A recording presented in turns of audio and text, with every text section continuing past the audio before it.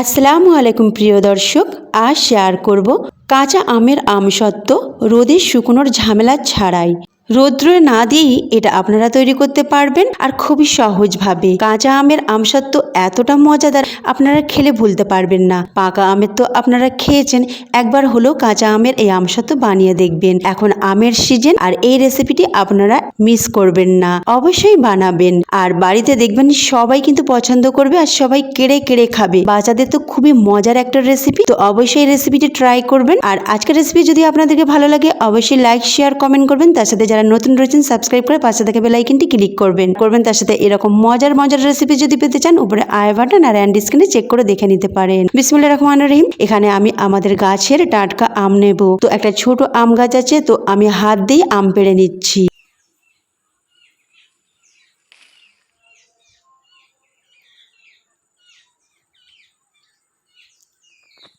দেখলেন আমি একটা আম পেড়ে নিলাম। তো এইভাবে আমি 5টি থেকে 6টি আম নিয়েছি। আমের সাইজগুলো খুব একটা বড় না, ছোট আর খুবই কচি আম। ভিতরে যে আটিটা সেটা কুশি হয়ে আছে আর খুবই নরম, দেখি বুঝতে পাচ্ছেন। তো আমরা এটাকে কুশি বলি, তো আপনাদের ওখানে কোথায় কি বলা হয় সেটা অবশ্যই আমাকে কমেন্ট করে জানাবেন। এবার আমি আমটাকে প্রথমে ভালো করে ধুয়ে নিয়েছি, তারপরে খোসাটাকে ছাড়িয়ে নিয়েছি, তারপরে এটাকে ছোট্ট ছোট করে কুচি করে নিচ্ছি। সবগুলো এইভাবেই কুচি করে নেব।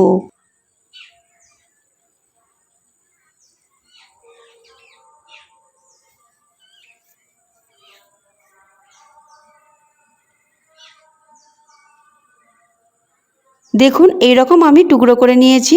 এবার এগুলোকে একটা বড় পাত্রে নিয়ে নিলাম আর তাতে পানি ঢেলে দিলাম, দিয়ে এইভাবে নাড়াচাড়া করে আমটাকে খুব ভালোভাবে ধুয়ে নেব। যেহেতু আমের মধ্যে কষ থাকে, আমটা ধোয়ার পর দেখবেন আমের পানিটা একটু কালচে কালার হয়ে গেছে। তো আমটা অবশ্যই একটু ভালো করে ধুয়ে নেবেন। কিছুক্ষণ এইভাবে নাড়াচাড়া করে তারপরে আমটাকে তুলে নেবেন।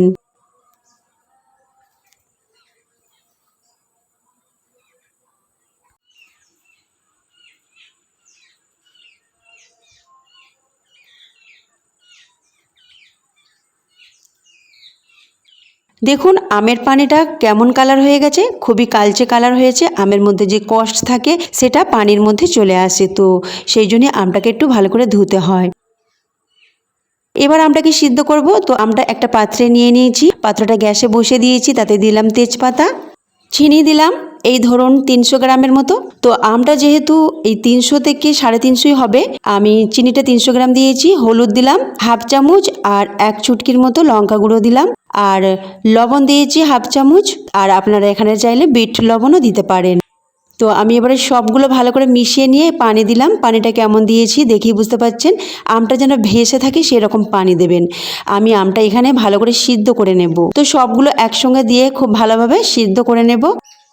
ঢাকনা চাপা দিয়ে প্রায় 20 মিনিট কম আঁচে বসিয়ে রেখেছিলাম। এবার আমটাকে চেক করে নেব, দেখি আমটা কতটা নরম হয়েছে। দেখুন চামচ দিয়ে আমি চেপে চেপে দেখাচ্ছি, আমটা খুব ভালোভাবে নরম হয়ে গেছে। এবার এই কড়া দিয়ে আমটাকে একটু ভালো করে নাড়াচাড়া করে নেব, যাতে আমটা খুব ভালোভাবে একটু গলে যায়। কড়াটা নামিয়ে নিয়েছি। নামানোর পর আমের স্ট্রাকচারটা এইরকম রয়েছে। এবার এই আমটাকে আমি ছেঁকে নেব, কারণ আমের মধ্যে আমের যে শিরাগুলো থাকে, তাছাড়া আমের আটির যে ভিতরে যে অংশটা থাকে সেগুলো সব আমি ফেলে দেব।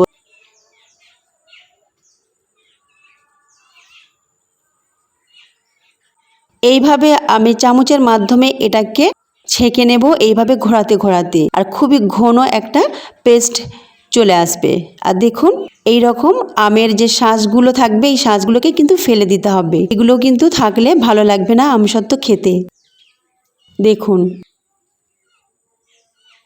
তো আপনারা চাইলে আমটাকে আগে সিদ্ধ করেও নিতে পারেন, সিদ্ধ করে ছেঁকে নিয়ে তারপরে চিনি, তারপরে লবণ যা কিছু আমি দিয়েছি সব দিতে পারেন। তবে আমি এটা সহজ হবার জন্য সব কিছু একসঙ্গে দিয়ে দিলাম।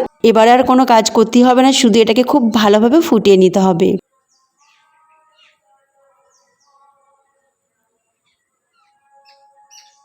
দেখুন এই রকম ঘন হয়ে আছে, এটাকে আরও ঘন করব।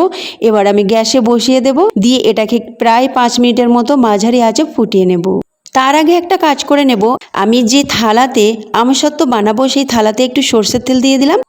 দিয়ে ভালো করে সর্ষের তেলটাকে মেখে নিলাম। পুরো থালার মধ্যে এইভাবে ভালো করে মেখে নেবেন যাতে আমসত্ত্ব খুব সহজভাবে তুলে নেওয়া যায়। এইভাবে দুটো আমি প্লেটকে তেল দিয়ে মেখে নিয়েছি। এবার আমের পাল্পটাকে আমি বসিয়ে দিলাম আর এইভাবে 5 মিনিট মাঝারি আঁচে নাড়তে নাড়তে এটাকে রান্না করব।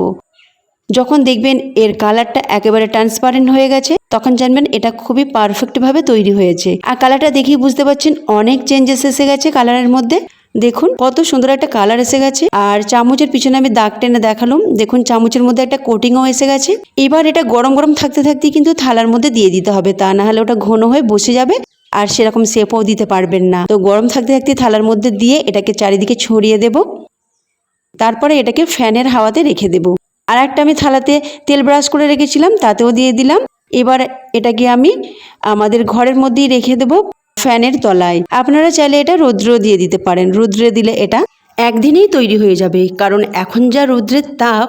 আমি এটা ফ্যানের হাওয়াতে শুকিয়েছি আর এটা আমি একটা পাতলা সুতির কাপড় চাপা দিয়ে রেখেছিলাম। তো আমাদের বাড়িতে বিড়াল আছে, হঠাৎ গিয়ে পা দিয়ে ফেলেছে। তো যাই হোক, কষ্ট করে বানানো, তাই আমি আর নতুন করে বানালাম না, এটাই আপনাদেরকে দেখাচ্ছি। তো 3 দিন পর আমি দেখাচ্ছি এটা খুব ভালোভাবে শুকিয়ে গেছে। যাদের আশেপাশে রৌদ্র নেই বা ছাদ নেই তারা ফ্যানের তলায় এটাকে শুকিয়ে নিতে পারবেন, বা বারান্দায় যদি একটু হালকা রৌদ্র আসে সেখানেও এটা রেখে দিতে পারেন। তো এটা শুকিয়ে যাবে, তো একটু সময় হয়তো বেশি লাগবে। যাই হোক, ফ্যানের হাওয়াতে এটা শুকিয়ে নিয়েছি, 3 দিন সময় লেগেছে। দেখুন চারিদিকটা ছুরি দিয়ে কেটে আমি আপনাদেরকে তুলে দেখাচ্ছি তো কতটা স্বচ্ছ হয়েছে, আর এটা পাতলাও বেশ হয়েছে আর দেখতে বেশ লোভনীয় লাগছে। আর এই আমসত্ত্ব আপনারা স্টোর করে কাঁচের বয়মে রেখে দিতে পারেন, সারা বছর আপনারা এটা রেখে খেতে পারেন, এটা একেবারেই নষ্ট হবে না। তো এইভাবে আপনারা বানিয়ে সারা বছর রেখে দেবেন। আর যেহেতু এটা কাঁচা আমের আমসত্ত্ব, তো মিষ্টির পরিমাণটা একটু বেশিই দেবেন। তো আমি এখানে যতটা আম নিয়েছি ততটা মিষ্টি দিয়েছি, আমার মনে হয়েছে আর একটু মিষ্টি লাগবে, তো আরেকটু মিষ্টি আপনারা দিয়ে দেবেন। মিষ্টি পাকা আমে মিষ্টি কম লাগবে, আর একটু আপনারা মিষ্টি দিয়ে দেবেন। এবার আমি কাটিং করে এটাকে যেভাবে কাটিং করে এটাকে রোল করে নিচ্ছি। আর এইভাবে আপনারা পরিবেশন করতে পারেন বা ছোট ছোট করে কাটিং করে কাঁচের বয়মে রেখে দিতে পারেন। অবশ্যই বয়মটা শুকনো হওয়া দরকার আছে, আর কাঁচের বয়মই নেবেন, কাঁচের বয়ম নিলে খাবারটা ভালো থাকবে, খারাপ হবে না। তো ফ্রেন্ডস, আজকের রেসিপি ভালো লাগলে অবশ্যই লাইক শেয়ার কমেন্ট করবেন। আল্লাহ হাফিজ।